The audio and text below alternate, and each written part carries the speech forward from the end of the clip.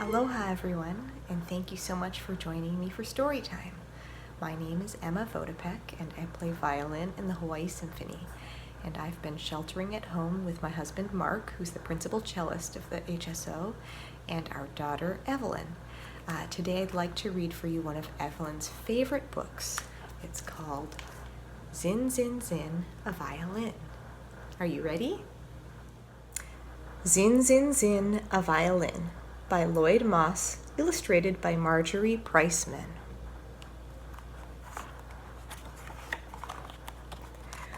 With mournful moan and silken tone, itself alone comes one trombone. Gliding, sliding, high notes go low. One trombone is playing solo.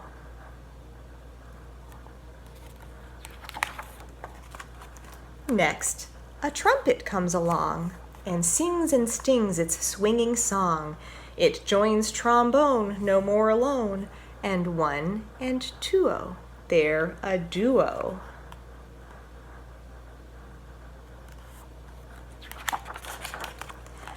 Fine French horn, its valves all oiled, bright and brassy, loops all coiled.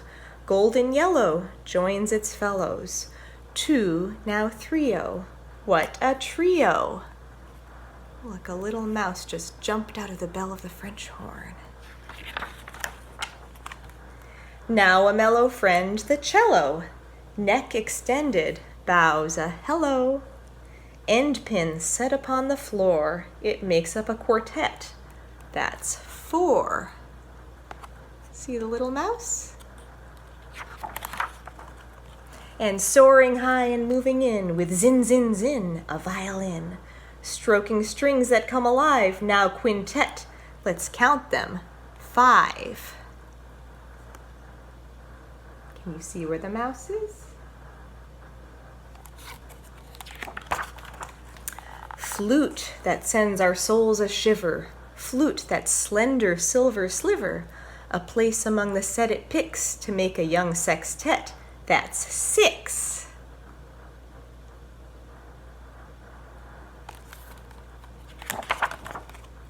With steely keys that softly click, its breezy notes so darkly slick.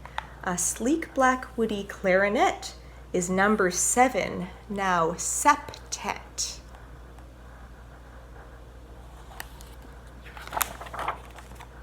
Gleeful, bleating, sobbing, pleading, through its throbbing double reading. Oboe, please don't hesitate. Come, make it an octet. That's 8. Now there's a dog and the mouse has escaped. That lazy clown, the big bassoon, he plays low down. We're laughing soon. Here, Grumpy, get your place in line and give us a nonette. That's 9.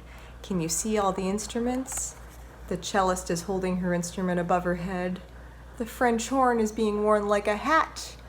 And the clarinet is balanced on the clarinetist's nose. They're being kind of silly. The harp descends with angel's wings, a heaven's blend through magic strings. And when it joins the others then, behold, a chamber group of 10. The orchestra comes in the hall, they're on the stage, we see them all.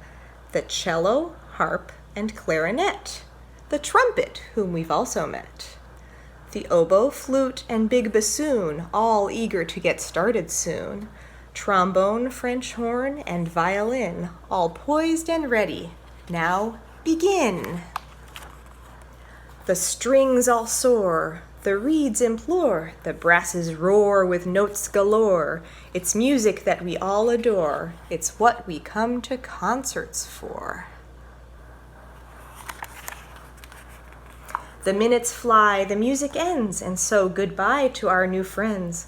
But when they've bowed and left the floor, if we clap loud and shout, "Encore!" they may come out and play once more. And that would give us great delight before we say a late good night. Let's take a look at the instruments we met in this book. First is the trombone. So you can hold the trombone with your left hand and move the slide up and down with your right hand to make the notes higher or lower, just like that. See the trombone, and there's the slide.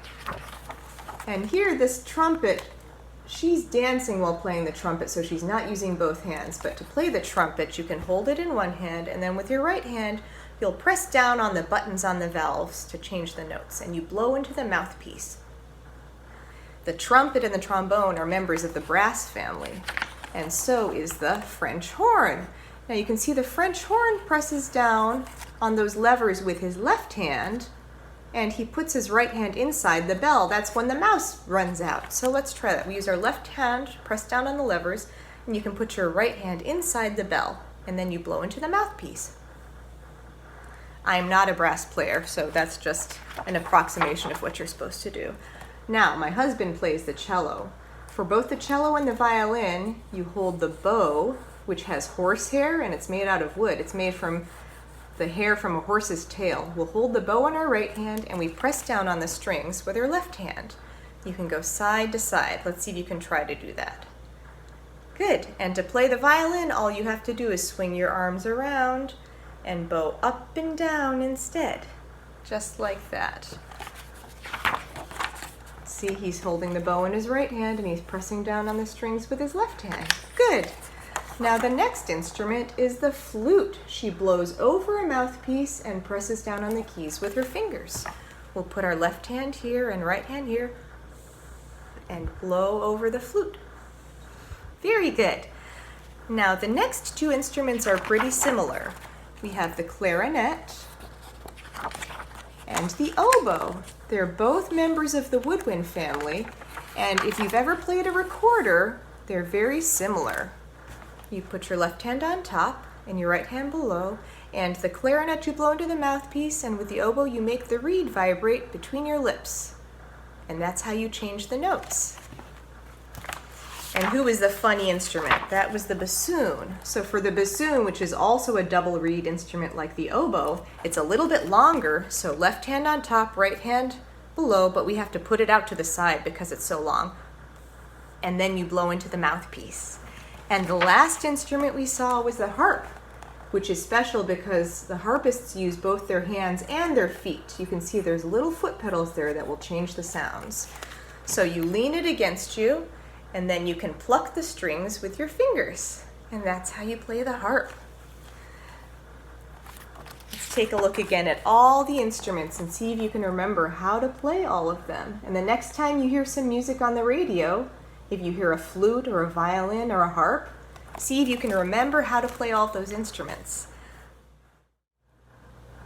Thank you for letting me share this book with you. I really like this book because I think the author does a great job of describing the personalities of the different instruments in the orchestra, and my daughter loves it because she likes to see the little mouse and the cats chasing it around.